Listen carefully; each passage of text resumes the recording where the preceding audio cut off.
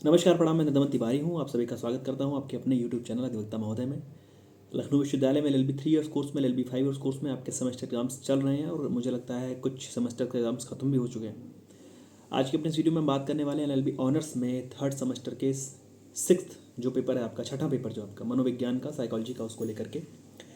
और ऑनर्स में जो थर्ड सेमेस्टर के सिक्स्थ पेपर का साइकोलॉजी का स्ट्रक्चर है, सिलेबस जो है, उसको लेकर के अगर हम एक बार बात कर लें तो पहली यूनिट पर्सनालिटी की है, जिसमें आपको पर्सनालिटी की मीनिंग, डेफिनेशन, उसकी ढेर सारी जो थ्योरीज हैं उसको लेकर के पढ़ना होता है, ट्रेड के विषय में पढ़ना होता है। दूसरी यूनिट एटीट्यूड के बारे में है, जिसमें आपको मीनिंग और डेफिनेशन एटीट्यूड की, फॉर्मेशन कैसे होता है, निगेटिव एटीट्यूड का मतलब क्या होता है, उसका ऑब्जेक्टिव क्या होता है, पॉजिटिव एटीट्यूड कैसे बिल्ड होता है, उसको लेकर के पढ़ना है। सिचुएशनल एनालिसिस क्या है एटीट्यूड की, परसेप्शन को लेकर के, बायस को लेकर के, प्रिजुडाइज को लेकर के, ब्लाइंड स्पॉट्स को लेकर के। बायस परसेप्शन इस आपके लिए बहुत ज़रूरी है। तीसरी यूनिट आपकी मोटिवेशन को लेकर के है, जिसमें आपको मोटिवेशन की थ्योरीज पढ़नी होती है, मोटिवेशन का मतलब क्या होता है समझना होता है। मोटिव्स जो वेरियस ढेर सारे मोटिव्स हैं, बायोलॉजिकल मोटिव्स, सोशल मोटिव्स को लेकर के, और फ्रस्ट्रेशन को लेकर के बात है, कन्फ्लिक्ट, मोटिव्स के जो कन्फ्लिक्ट होते हैं आपस में, टकराव जो है, उसको लेकर के। और चौथी यूनिट आपकी दोनों दोनों जो चीज़ें हैं दोनों जरूरी हैं। लीडरशिप में डेफिनेशन, थ्योरीज, और लीडरशिप की जो करेक्टरिस्टिक्स है, और टीम बिल्डिंग, वो मतलब दोनों से आपके लिए सवाल आने की पूरी संभावना रहती है, तो उसको कायदे से पढ़ करके जाना है। सवालों की अगर हम बात कर लें और एक एक करके कि सवाल कौन से आने की उम्मीद है, संभावनाएं हैं, तो सबसे पहले तो आपको जो पर्सनालिटी वाली बात आपने पढ़ी, पर्सनालिटी का जो आपका सिलेबस है, वहाँ से आपको पर्सनालिटी के डिटर्मिनेंट्स क्या क्या है, पर्सनालिटी के डिटर्मिनेंट्स क्या है। जैसे सवाल इस प्रकार से भी आने की उम्मीद रहती है कि पर्सनालिटी को डिफाइन करिए, डिफाइन पर्सनालिटी, और जो उसमें उसमें चीज़ों का रोल कैसे कैसे है। जैसे एक सवाल है कि define personality and discuss the role of heredity in its development. तो पर्सनालिटी को परिभाषित कीजिए और उसके विकास में जो आनुवंशिकता है उसकी भूमिका क्या है। तो जो उसके डिटर्मिनेंट्स है उसको लेकर के आप तैयार रहिए। और डिटर्मिनेंट्स में भी देखिएगा कि जैसे फ्रायड ने क्या बोला है जो पर्सनालिटी को लेकर के, इस प्रकार से उसके डिटर्मिनेंट्स को लेकर के तैयार रहिएगा। थ्योरी जो है पर्सनालिटी के लिए आपके बहुत ज़रूरी है, थ्योरी जो पर्सनालिटी की हैं, और व्यक्तित्व की जो इन थ्योरीज को कायदे से पढ़ करके आइए। तो एक सवाल आपको पर्सनालिटी के डिटर्मिनेंट्स को लेकर के, और कई बार जैसा मैंने कहा कि कोई एक डिटर्मिनेंट उठा करके बड़े सवाल में पूछा जा सकता है। दूसरी जो सबसे ज़रूरी आपके लिए चीज़ है वो पर्सनालिटी की थ्योरी है। उसके बाद हम आगे बढ़ें तो एटीट्यूड को लेकर के सवाल पूछे जाने की उम्मीद रहती है, जिसमें आपको एटीट्यूड की डेफिनेशन क्या है वो पढ़ करके जाना है, और एटीट्यूड का जो सिचुएशनल एनालिसिस है उसको भी कायदे से पढ़ करके जाइए।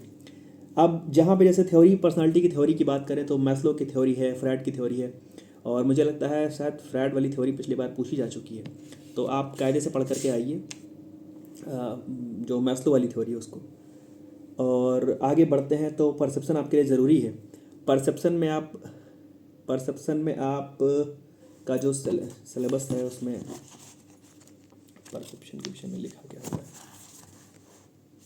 परसेप्शन मीन्स किसी के विषय में क्या आप धारणा बनाते हैं, क्या कई बार हम लोग बोलते हैं कि उसके विषय में हमारा गलत परसेप्शन था, उसके विषय में हमारा परसेप्शन सही था। तो परसेप्शन का मतलब क्या समझते हैं उसको लेकर के आप तैयार रहिएगा। मोटिवेशन का पहले तो मतलब समझिए, मोटिव का मतलब क्या है, और जो बायोलॉजिकल सोशल मोटिव्स हैं और उसकी जो थ्योरीज़ हैं, मोटिवेशन की थ्योरीज़ क्या क्या हैं, उसको लेकर के आप तैयार रहिएगा। उसके बाद जो अगला सवाल आपके लिए ज़रूरी है, फ्रस्ट्रेशन और जो मोटिव्स के कन्फ्लिक्ट आपस के हैं, वो आप जो लाइन है पूरी, frustration and conflict of motives, वो आपके लिए बहुत ज़रूरी है, उसको कायदे से पढ़ करके आइएगा। लीडरशिप की डेफिनेशन, उसकी थ्योरी आपके लिए ज़रूरी है, और वहाँ टीम बिल्डिंग, वहाँ पर चौथी यूनिट में दो बड़ी चीज़ें हैं और दोनों ही आपके लिए ज़रूरी पड़ जाती हैं। लीडरशिप का मतलब क्या होता है, उसकी परिभाषा क्या है, उसकी तमाम सारी जो थ्योरीज हैं, पद्धति क्या है, और टीम बिल्डिंग का महत्व क्या है, टीम बिल्डिंग का मतलब क्या है।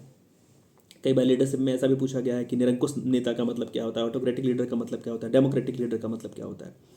तो पर्सनालिटी के डिटर्मिनेंट को लेकर के आप तैयार रहिए, पर्सनालिटी की थ्योरीज को लेकर के तैयार रहिए, एटीट्यूड और जो सिचुएशनल एनालिसिस एटीट्यूड का उसको लेकर तैयार रहिए, परसेप्शन को कायदे से पढ़ लीजिएगा, मोटिव्स की जो थ्योरीज है पढ़ लीजिएगा, फ्रस्ट्रेशन और जो मोटिव का कन्फ्लिक्ट है उसको पढ़ लीजिएगा, और जो लीडरशिप की डेफिनेशन और थ्योरीज हैं, और टीम बिल्डिंग के विषय में इतनी चीज़ें आप पढ़ करके आए। मुझे लगता है ये सब चीज़ें ऐसी चीज़ें हैं कि आप दो दो चीज़ें आपको उसमें मिल ही जा रही हैं।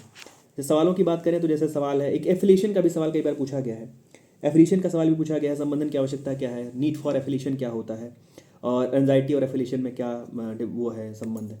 मोटिवेशन में जो मैस्लो की नीड हायरार्की थ्योरी है उसको लेकर के कभी कभी सीधे सवाल पूछा गया है, उसको कायदे से पढ़ लीजिएगा। बायस अगर संभव हो पाएगा तो बायस पढ़ करके उसके टाइप्स को पढ़ लीजिएगा। कभी कभी ए बी करके जब सवाल पूछा गया है तो टाइप्स ऑफ कन्फ्लिक्ट, फ्रस्ट्रेशन को लेकर के चीज़ें पूछी गई हैं। तो जिस समय आप जहाँ पर आप कन्फ्लिक्ट पढ़ रहे हैं वहाँ पर प्रयास करिए थोड़ा सा कन्फ्लिक्ट को भी देख करके आइए। एटीट्यूड को लेकर के छोटे, जैसे जो मैंने कहा ए बी करके पढ़ी, तो ABC मॉडल जो है एटीट्यूड को, उसको लेकर के देख लीजिएगा। जो पर्सनालिटी का क्लासिफिकेशन बाय जंग है उसको पढ़ लीजिएगा। Personality as an organisation, vicarious reinforcement, basic self concept, need and perception, need for power, effective team, ये सब कभी कभी जब भी ए बी करके सवाल पूछा गया तो यहाँ से टिप्पणी करने को पूछा गया। और जो भी मैं बता रहा हूँ कुछ ऐसा नया जोड़ते नहीं जा रहा हूँ, किसी न किसी जगह पर आपने उसको पढ़ा ही होगा, तो उसको कायदे से देख लीजिएगा। अगर लास्ट ईयर के पेपर की बात करें तो फ्रैड की थ्योरी आ चुकी है, पर्सनालिटी अकॉर्डिंग टू फ्रैड आ चुका है। What do understand by prejudice, अगर आपके पास पुराना पेपर नहीं है तो मैं बता दूं। Right a brief note on the factors of development of prejudice, how can these be reduced, describe Maslow's need hierarchy theory of motivation, what does team describe the stages of its development, examine the relative role of heredity and environment in development of the personality, what is attitude, describe the components of attitude and formation of attitudes, discuss in detail operant conditioning approach to personality as proposed by Skinner, or define motivation, mention the characteristics of motivated behavior, distinguish between biogenic and social motives। और 9वां सवाल था what is leadership, explain any two theories of leadership. 10वां सवाल था आपका discuss the following, frustration था, types of conflict था। तो ये आपका पुराना पेपर था और कमोबेश यहीं से मोटिवेशन को लेकर के, मोटिवेशन को लेकर के, टीम बिल्डिंग को लेकर के, पर्सनालिटी को लेकर के, लीडरशिप को लेकर के, बायस को लेकर के, प्रियोरिटाइज को लेकर के ही सवाल जो बनने हैं। प्रयास करिए कि जो ज़्यादा से ज़्यादा जो थ्योरीज लोगों के द्वारा दी गई हैं उसको कायदे से पढ़ करके आइए। और किसकी थ्योरी में आपसी समानता ज़्यादा थी या तुलनात्मक उसका अध्ययन करके आप आ रहे हैं तो वो बहुत ही बेहतर होगा। तो ढेर सारी शुभकामनाएं आप सभी इंटीग्रेटेड थर्ड सेमेस्टर के 6th पेपर साइकोलॉजी के लिए आपको। और मुझे लगता है शायद आपका ये आखिरी पेपर है, हो सकता है कोई पेपर और भी हो। तो अगर आखिरी है तो ढेर सारी शुभकामनाएं, अगर कुछ बचा होगा तो उसको लेकर के मैं जल्दी उपस्थित हो जाऊंगा। तब तक जुड़े रहिए मेरे साथ, धन्यवाद।